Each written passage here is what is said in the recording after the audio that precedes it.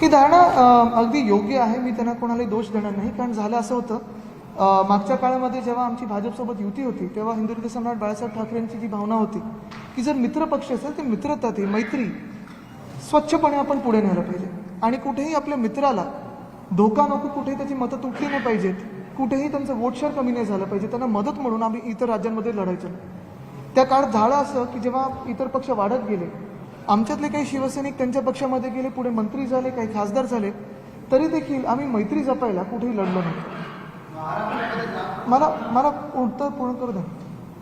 ते होत असताना गेल्या 5 वर्षामध्ये ज्या रीतीने आमच्या पाठीत खंजीर खुपसला गेला आपण बघितलं असेल, आणि आमच्याच नाही तर इतर सगळे जे मित्रपक्ष होते एनडीएतले एक आणि एक सोडत गेलेले आहेत.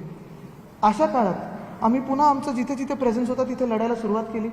उत्तर प्रदेशमध्ये निवडणुका लढत आहोत, बिहारमध्ये देखील लढलो, वेस्ट बेंगॉलमध्ये लढलो, आता मणिपूरमध्ये लढत आहोत, सिल्वासामध्ये आम्हाला एक विजय प्राप्त झालेला आहे लोकसभेचा, आणि आज गोव्यात लढत आहोत.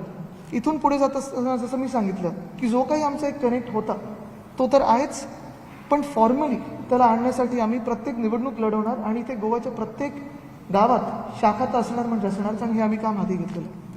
महाराष्ट्रात ज्याप्रमाणे काँग्रेस तुमच्यासोबत काम करते आहे, इथं मात्र बरोबर आपल्या विरोधात लढताना त्याचा फटका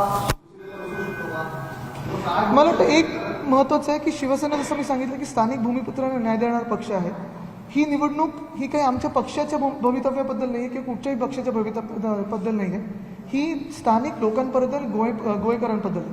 आणि जर कुठचाही एक पक्ष निवडून आला, जसं आता त्यांनी उल्लेख केला की गेले 10 वर्ष भाजपची सत्ता इथे, केंद्रात तर बहुमताचं सरकार आहे त्यांचं 7 वर्ष, जर 7 वर्ष बहुमताचं सरकार असून आणि इथे 10 वर्ष सरकार असून इथे गोव्याचा विकास तसा शाश्वत विकास होऊ नाही शकला.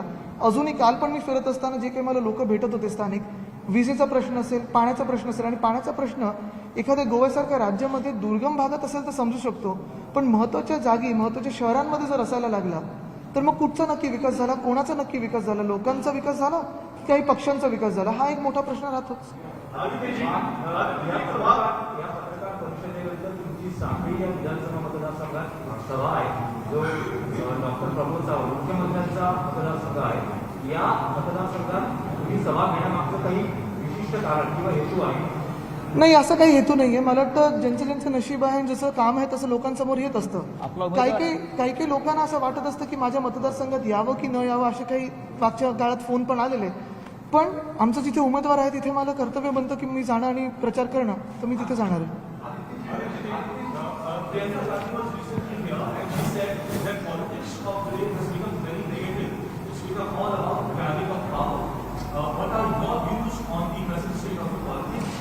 I think largely politics has become, because of one particular party's narrative, politics of divisiveness, politics of hate, and irrelevant issues to the election. Whenever there is an election that goes a little on the edge, irrelevant issues are brought up to their election. Of course, they are relevant to the society, they are relevant to the country, but not at that moment. The local issues are ignored, states' issues are ignored, and it's put on a different pitch. So, of course, I would put my views as this.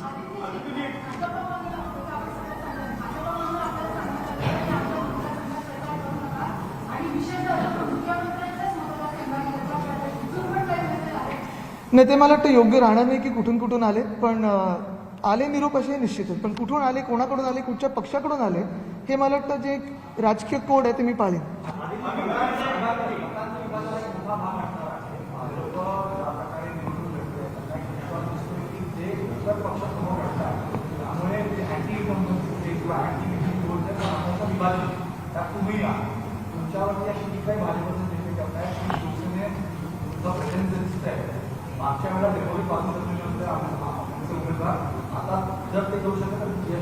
मला वाटतं ते एकच गोष्ट बोलताय त्याच्यात की जर ते अशी टीका करत असतील आमच्या पक्षावर, मतांचं विभाजन असेल किंवा डिपॉझिट जप्त, हे 2 भूमिकेत ते बोलत आहेत. आणि जर कोणी आमचा पक्ष एवढाच कमजोर समजत असेल की डिपॉझिट जाणार असेल, मग आमच्यावर टीका कशाला, आमच्यावर बोलताय तरी का, भीती कशाला वाटते, होऊ दे प्रचार. कोकण में शिवसेना काफी मजबूत है और कोकण से सटा हुआ गोवा है, आपको यहाँ बहुत संभावनाएं नजर आ रही है क्योंकि 60% से ज्यादा महाराष्ट्र में वोट है. तो ऐसे में क्या शिवसेना की रणनीति होगी आने वाले समय में, जो इस बार नहीं हो पाई? इस बार शिवसेना मजबूत है, लेकिन आने वाले समय में क्या और रणनीति बनानी बिल्कुल रणनीति तो बनती रहती है, हर 5 साल की बनती रहती है, हर साल की बनती रहती है। हम यहाँ किसी स्पेसिफिक वोट के लिए नहीं आए, क्योंकि ये हमारी रणनीति ने कभी नहीं हुई कि ये कास्ट के लिए, ये रिलीजन के लिए, ये वोट के लिए।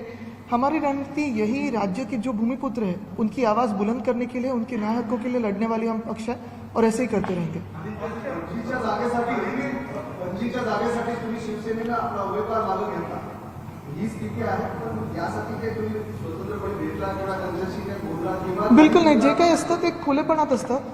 राऊत साहेबांनी जाहीर केलेलं की जर उत्पल पर्रिकरजी लढत असतील स्वतः आणि त्यांच्यासमोर जे काही उमेदवार आहेत, जर अशी काही लढत झाली तर आम्ही मागे घेऊ.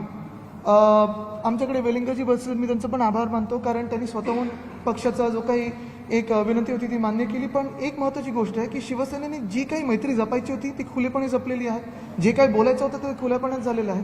आणि असंच साफ आणि स्वच्छ मनाने आम्ही जो काही त्यांना पाठिंबा दिलेला आहे पर्रिकरजींना, तो साफ आणि स्वच्छ मनाने दिला. कुठेही छुप्या बैठका झाल्या नाहीत.